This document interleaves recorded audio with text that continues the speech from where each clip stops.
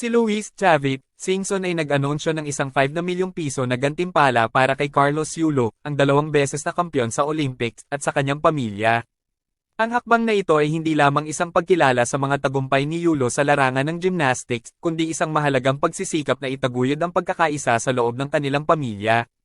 Ang desisyon ni Chavit na magbigay ng gantimpala ay nagmula sa kanyang pagkabahala sa mga isyong personal na lumabas at naging paksa sa social media na nagdulot ng masusing pagtalakay at debate sa publiko.